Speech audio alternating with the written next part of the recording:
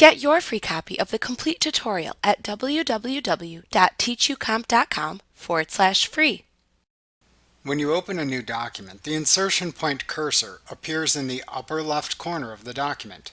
This insertion point cursor identifies where any text that you type with your keyboard will appear.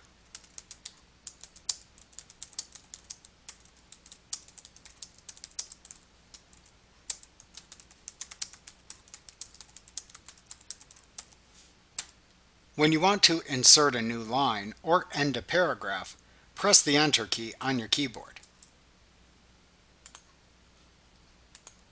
Note that pressing the backspace key on your keyboard deletes the previous characters to the left of the insertion mark cursor. The Delete or Del key on your keyboard deletes characters to the right of your cursor. The Tab key on your keyboard indents lines.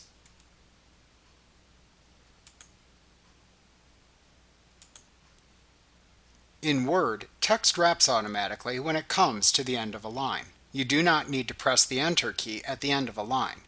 You will only need to press the Enter key to finish a paragraph. If you see red wavy lines under your text as you type, Word is alerting you that it thinks the underlined words are misspelled. If you see a blue or green line under your text as you type, Word is indicating to you that it believes the underlined sentence or phrase is grammatically incorrect. Don't worry as these lines don't print.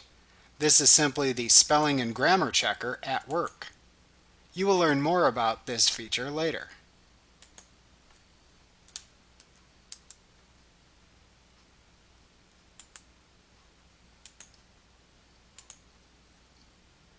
Like what you see? Pick up your free copy of the complete tutorial at www.teachucomp.com/free.